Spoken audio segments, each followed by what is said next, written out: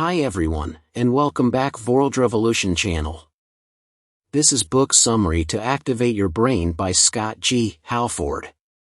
Let's enjoy the video. Please subscribing to my channel for more great content like this. You'll be notified when I upload new videos. Overview. Summary. Activate your brain. How understanding your brain can improve your work and your life by Scott G. Halford. By understanding more about how the brain works, we can learn to orient our brains toward positive signal responses, helping us adapt more easily to change and creating greater opportunities for success. This book summary breaks down the elements of the brain that determine how and why we respond the way we do to uncertainty and shows us how to redirect our thinking to influence the brain's signal response system. How orienting your mind toward curiosity and growth can lead to success. Introduction. Our brains work hard to create opportunities that bring us comfort and pleasure and to avoid situations that cause distress. The brain works around the clock, never taking time off. Even while our bodies sleep, our brains are at work, performing mundane, yet essential, administrative tasks, like sorting new information and storing new memories. There are two things our brains really enjoy having: choice and control. The greater the choice, the greater the control. When we have the option to select our own path, we increase our chances of achievement and success, and the brain likes these things, too. How do we know that the brain prefers these qualities? Neurochemicals are released, sending signals through pathways in the brain. We know how to decode the brain signals because of the way we feel when the chemicals are released. Certain neurochemicals, like norepinephrine, give us feelings of satisfaction or reward.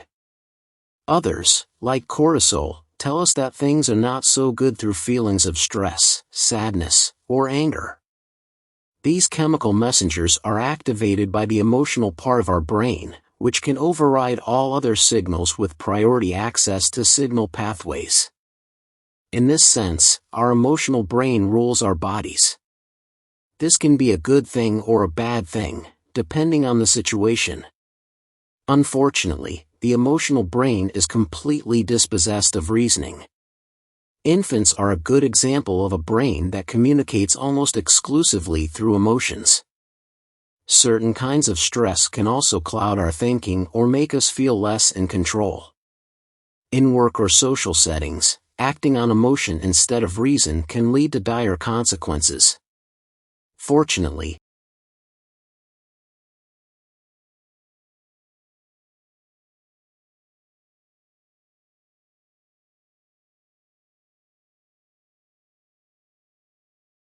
the science of being successfully you. The functions of the brain can best be described in three parts. 1. The subconscious brain performs background tasks that don't require conscious activation, such as breathing. Processes that occur subconsciously don't require reasoning and happen automatically, whether we are awake or asleep. 2. The emotional brain is dispossessed of rationality. On its own, this part of the brain can run rampant with feelings, such as passion or rage. 3. The human part of the brain introduces reasoning, thought, and logic. The evolution of this brain component is what distinguishes us from every other species on the planet, and this is the place where we can make changes to improve our lives. Neurochemical signals released by the brain influence our perspective, behavior, and mood. If we're in a building and a fire breaks out, adrenaline and cortisol are released into the body to alert us to take appropriate action.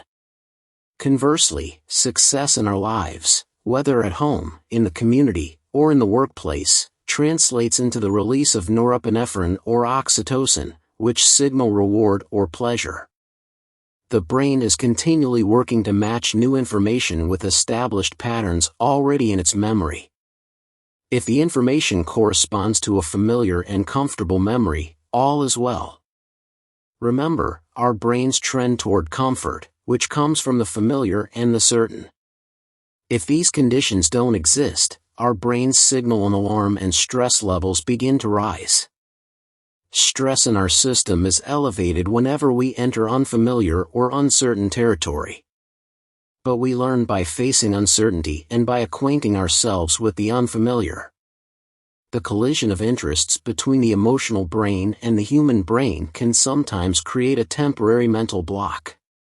Finding ways to settle the emotional brain and activate the human brain can improve our response to challenging situations.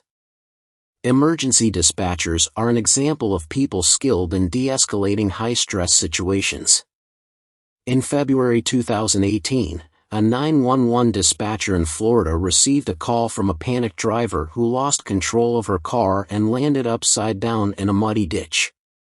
Mud and water were slowly encasing the car. The reassuring manner of the dispatcher helped the driver calm down, while first responders searched through the fog to locate her vehicle. Our brain is a singularly valuable resource that can drive us to experience both success and failure. When our brain releases positive feeling chemicals, we have a greater chance at experiencing success. By reframing the conversation, the dispatcher was orienting the caller's brain away from looming disaster and toward rescue, altering the chemical balance of her brain. How do we reframe our thought processes? We can focus on positive actions, identify something good about a situation, or create fairness in options. Next, we'll learn more about reorienting the brain to activate the neurochemicals that signal pleasure and reward. Controlling your success. Most people would prefer to have some level of control over their lives. Having control allows us to direct the pace of events, giving us more time to think through a situation before responding. But how can we be successful even when we don't have control? Control is all about perspective, and the right perspective can shape your success. Control resides in the emotional brain, and not having control can take us out of our comfort zone. In November 2018, forest fires raged out of control in California. Firefighters struggled to manage the situation, at times unable to predict where the fire was heading. As a result, efforts to evacuate some communities were hurried.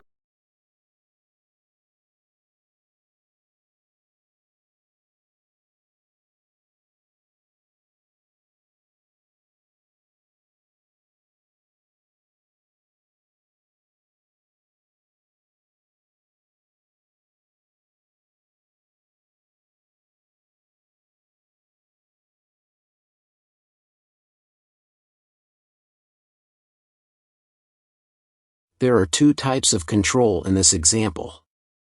One, the fire represents external control.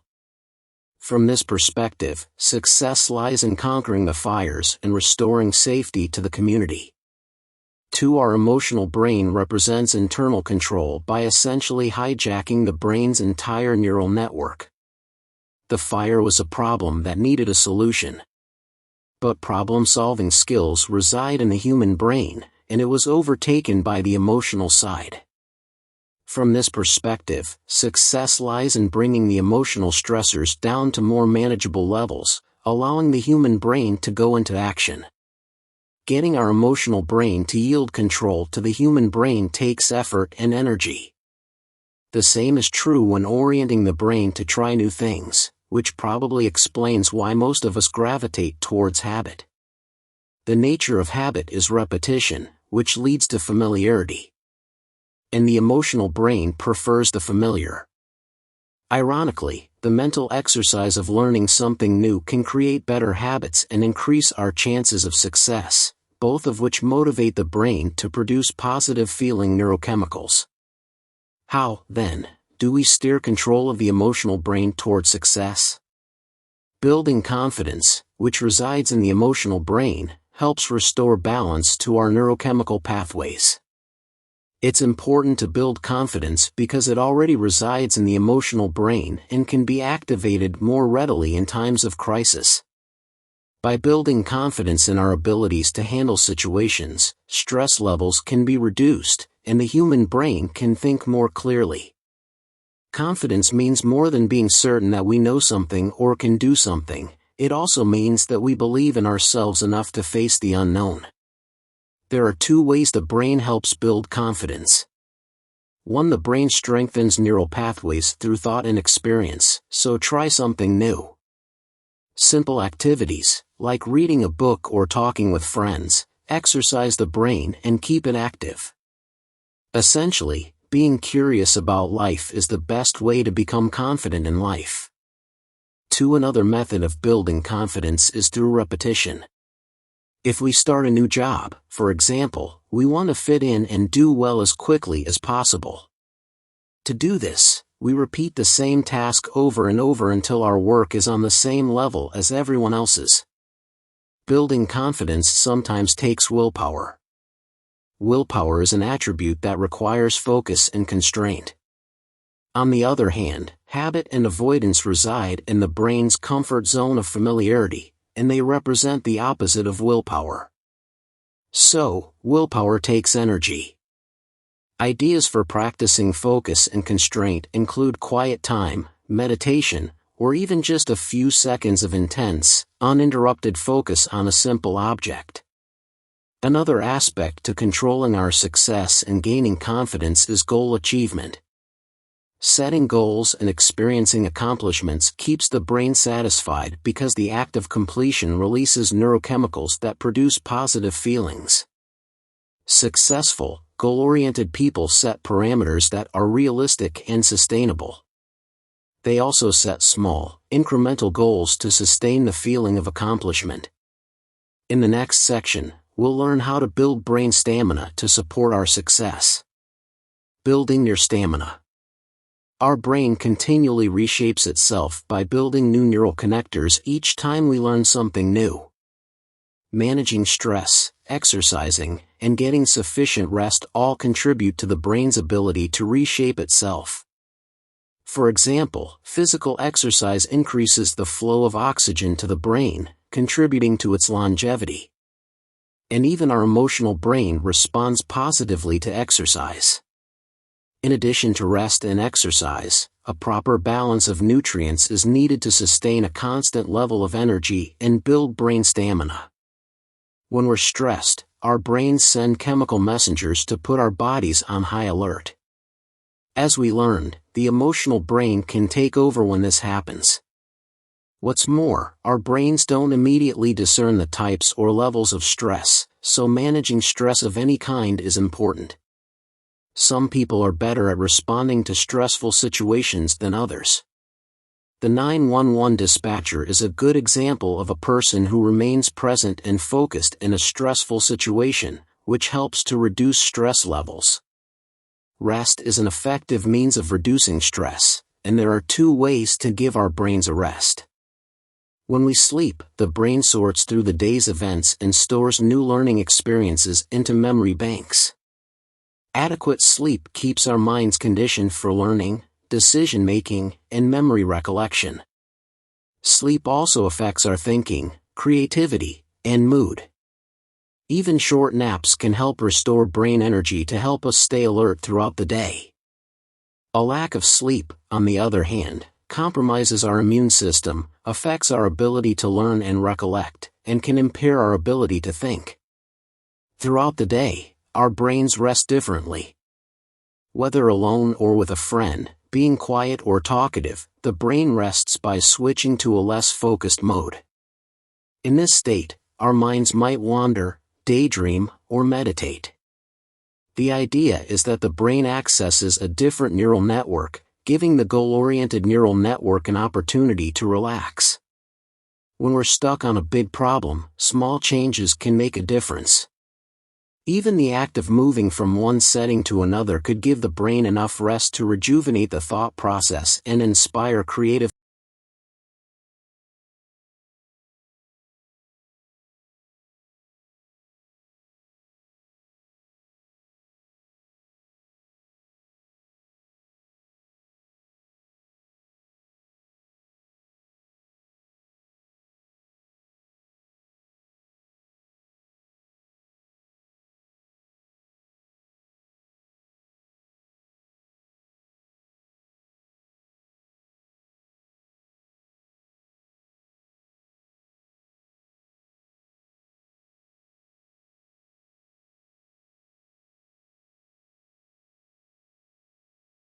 Finding significance.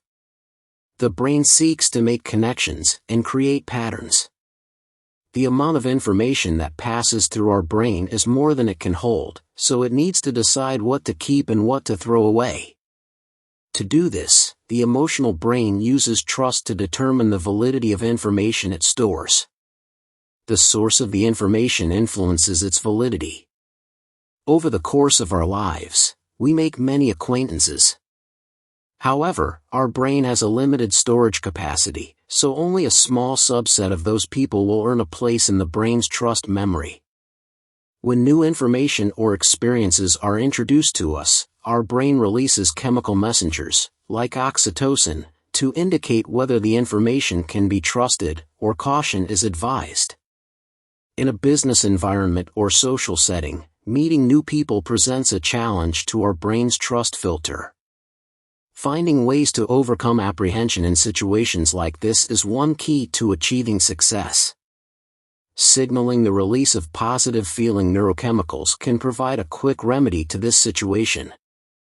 We can look for clues about the person we're approaching and try to find something that speaks to their interests, strengths, or desires. Remember, familiarity is a positive attribute of the emotional brain. We might also try telling a joke. Laughter is a great way to activate a quick release of good feelings. Ego also influences the level of trust our brains are willing to assign to others. We all possess an ego, and it's how we present ourselves to others that influences a successful interaction. In business, as with other aspects of life, it's important to work with others toward a common goal. Being quick to assign blame or just as quick to claim credit is problematic in life, but more than that, it's a problem for the health of the brain. Remember, the neuroplasticity of our brains depends on creating new neural connections, and this occurs through mental expansion. An open mind leads to a healthier ego and builds the confidence to explore the unknown, learn from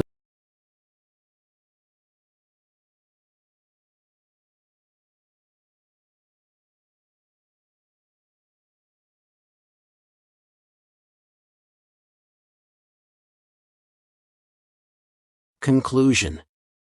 Of the three parts of our brains, our emotional brains and human brains play the greatest role in achieving success at home, in the community, or in the workplace. The emotional brain gravitates toward protection and comfort, and it regards unfamiliarity and uncertainty as potential threats and releases neurochemicals that introduce stress. When situations arise that trigger emotional stressors, gaining the proper perspective helps control our success. Small shifts to our thought processes brings a restorative balance to our neurochemistry. Confidence is one emotional attribute that quickly restores this balance. Willpower is another tool that, when developed, can be activated to avoid unpleasant consequences down the road. Rest, exercise, and proper nutrition contribute to restoring the brain's stamina. In addition, trying new experiences or processing new information increases our brain's neuroplasticity by creating new neural connections. Our brains work hard to provide comfort and protection, but they also serve to help us successfully navigate through our social world. Small, simple shifts of thinking can result in uplifting, positive, and successful results. Orienting our brains to tolerate curiosity opens the door to growth and success. Review. The book is a practical guide that teaches readers how to use the power of their mind and emotions to create the reality of their dreams.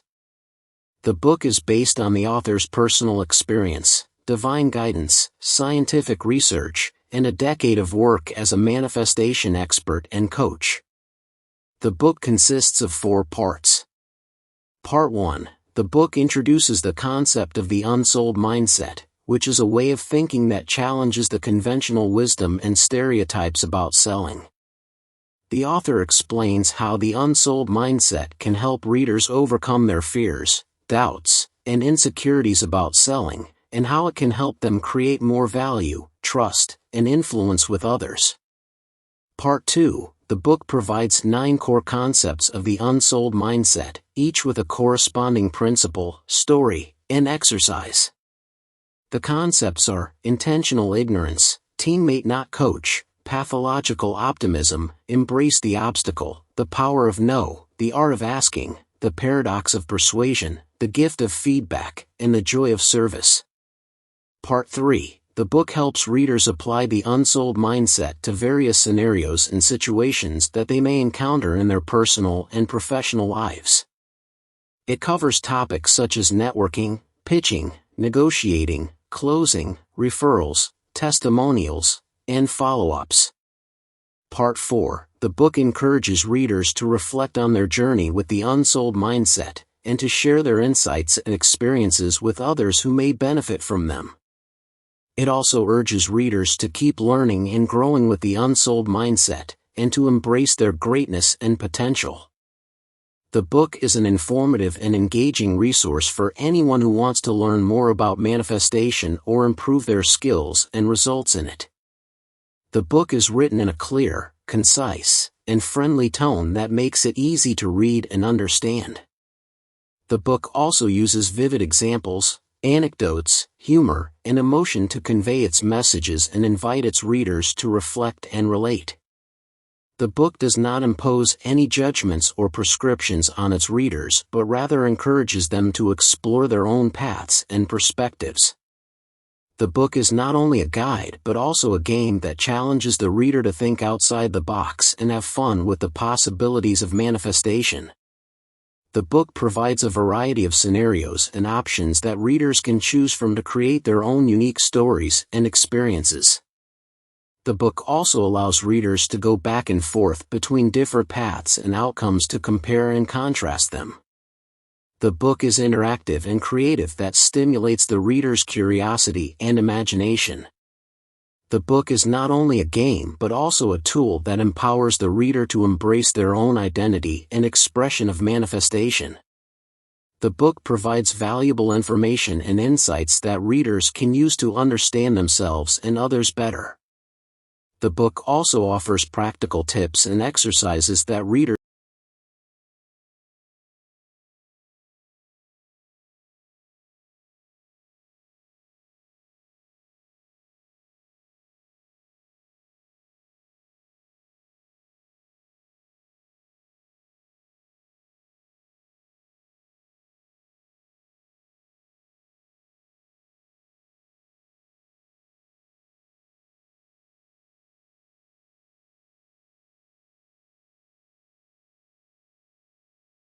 Thank you for watching.